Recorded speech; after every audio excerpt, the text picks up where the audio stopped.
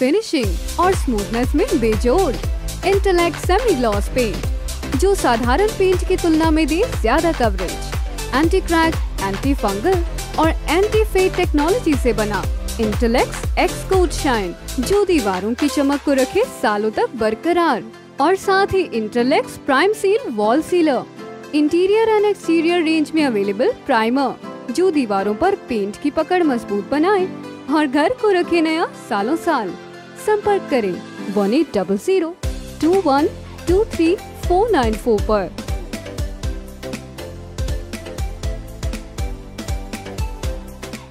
डेरा chief को हाल ही में हरियाणा सरकार ने Z+ सुरक्षा दी है। इसको लेकर के हमारे साथ इस वक्त अंशुल छत्रपति हैं, पत्रकार रामचंद्र छत्रपति के बेटे हैं, और हाल ही में डेरा प्रमुख को 21 दिन का जो है पैरोल दिया गया है। हालांकि इसको जहां हरियाणा सरकार कह रही कि ये हर किसी कैदी का हक है, वहीं अंशुल ने भी इस पूरे मामले को लेकर के कोर्ट में ये लेकर के गए कि पैरोल है वो किस वजह से दी गई, हार्डकोर क्रिमिनल को लेकर के कि काफ़ी कुछ इश्यूज हैं। और हाल ही में अब Z+ सुरक्षा दी है, उसको लेकर के भी अंशुल छत्रपति ने सवाल उठाए हैं। अंशुल, क्या कहना चाहेंगे? जिस तरह से पहले 21 दिन की फरलो आपने कहा था कि हार्डकोर क्रिमिनल है, ये है वो, और अब जो है Z+ सुरक्षा, सरकार कुछ ज़्यादा ही मेहरबान दिख रही है, क्या कहना चाहेंगे? पहला सवाल तो बिल्कुल ये गैरकानूनी तरीके से फरलो दिया गया, जो कि हम लगातार सवाल उठा रहे हैं कि एक hardcore criminal Haryana good conduct temporary prisoner release act जो है उसके अकॉर्डिंग भी ये उसका वायलेशन है। सरकार जो मर्जी कहे, सरकार ने एक बड़ा बेशर्मी भरा रिप्लाई जो फाइल किया है पिटीशन को लेकर, जो माननीय हाई कोर्ट के अंदर पेंडिंग है। अभी कल उसके अंदर सुनवाई थी, जो रिप्लाई आया है, रिप्लाई के अंदर सरकार कह रही है कि हमने उसका वायलेशन नहीं किया है, उसके तहत दिया है, गुड कंडक्ट के तहत दिया है। लेकिन जिस व्यक्ति का कंडक्ट हमने पिछले 20 साल से लगातार देखा, जिसने 3 स्टेट्स को आग के हवाले किया और जिसको सलाखों के पीछे धकेलते टाइम 40 लोगों की बलि सरकार को लेनी पड़ी, उस व्यक्ति पर इतनी रहम दिली और उसके गुड कंडक्ट की अगर हम बात करें तो उसके किस कंडक्ट को आधार बनाकर आप लोग उसे फरलो दे रहे हैं, जिसको बाहर आते ही आपको Z+ सिक्योरिटी आप कह रहे हैं कि उसको खालिस्तानी कट्टरपंथियों से खतरा है और उसको इसलिए हमने Z+ सिक्योरिटी मुहैया करवाई है। तो टेम्परेरी रिलीज़ के लिए ये भी एक कंडीशन है उसके एक क्लॉज के अंदर कि सरकार इस बात के लिए सेटिस्फाई होनी चाहिए कि उसके बाहर आने से स्टेट की मशीनरी को किसी तरीके का कोई ख़तरा नहीं हो। तो जब इस तरीके का आपको खदशा है, खतरा लग रहा है, तो आपने उसको बाहर निकाला ही क्यों? आखिर क्या मजबूरी है कि आप 21 दिन के लिए उसको फरलो दे रहे हैं?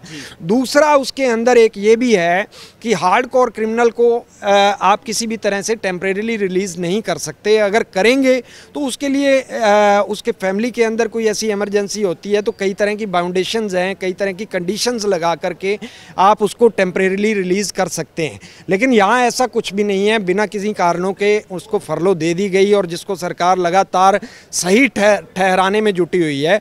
अभी बार बार जो है सरकार के एडवोकेट जनरल द्वारा ये भी कहा गया माननीय हाई कोर्ट के अंदर कि उसका अपराध इतना ज़्यादा नहीं है।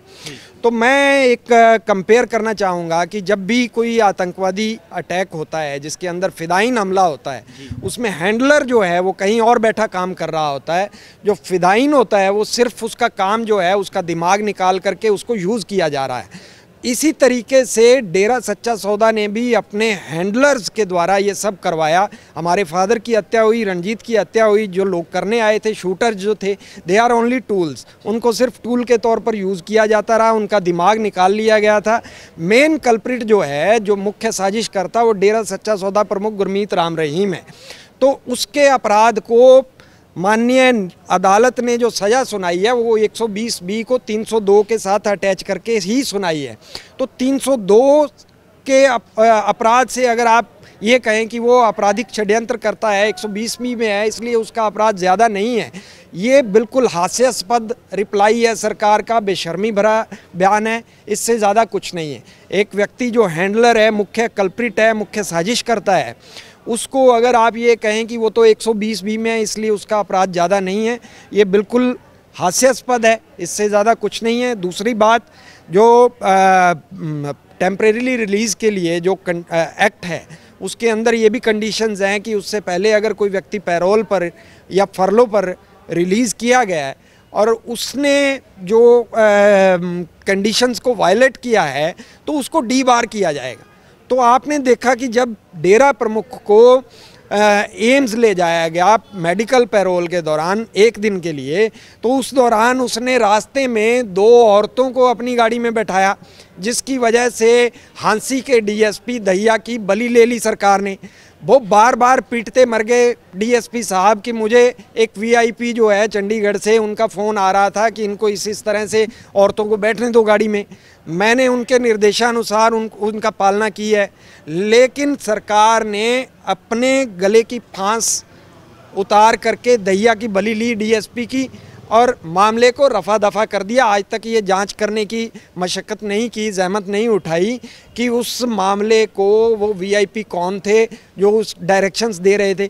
तो जो व्यक्ति रोहतक से दिल्ली तक जाने के लिए उस दौरान ही नियमों की अवहेलना कर रहा है और 2 औरतों को उसने उसी दौरान इतनी समय में ही अपनी गाड़ी में बैठा लिया, उसको डीबार होना करना चाहिए। उसको दोबारा से मतलब जिसने वायलेट किया कंडीशंस को, उसको दोबारा से वो फरलो का हकदार नहीं है, ये एक्ट भी कहता है और उसका प्रोविज़न भी कहता है। जी, तो बाकी अब फरलो के बाद जो Z+ सुरक्षा दी गई है उसको लेकर के भी आप कोर्ट में चैलेंज करेंगे कि Z+ सुरक्षा पहली बार नहीं दी, इससे पहले लगातार जब ये बाहर था तब भी दी जाती रही।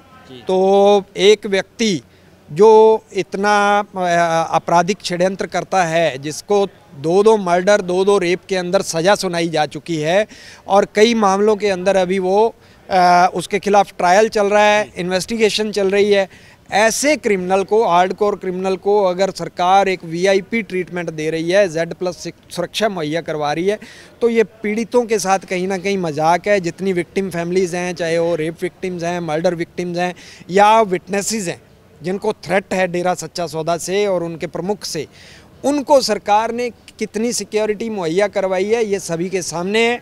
हमारे वकील साहब जिन्होंने लेखराज डोट जी, इन्होंने लगातार मामले की पैरवी की, लंबे समय तक इस मामले में डटे रहे हैं और इनको सरकार ने बीच में कुछ समय के लिए सुरक्षा दी लेकिन वापस ले ली गई। अगस्त 2021 में हमने एक एप्लीकेशन डीजीपी हरियाणा और एसपी सिरसा को दी कि इनकी लाइफ को थ्रेट है, इनको सिक्योरिटी दी जाए, लेकिन 5-6 महीने बीत चुके हैं। एसपी सिरसा ने आज तक हमारी इस एप्लीकेशन पर संज्ञान नहीं लिया है, कई बार मिल चुके हैं। तो ये रवैया है स्टेट मशीनरी का, स्टेट गवर्नमेंट का पीड़ितों के प्रति, और एक जो अपराधी है उसको आप लोग Z+ दे रहे हैं। अगर उसको खतरा है तो उसकी सेफ जगह उसी पिंजरे के अंदर है, सुनारिया के अंदर, उसे वहीं रखा जाए। धन्यवाद। तो ये थे हमारे साथ अंशुल छत्रपति। लगातार हमारे साथ बने रहिए और इस वीडियो को आप ज़्यादा से ज़्यादा शेयर जरूर कर दीजिए ताकि तमाम लोगों तक की जानकारी पहुँचे। बहुत बहुत शुक्रिया।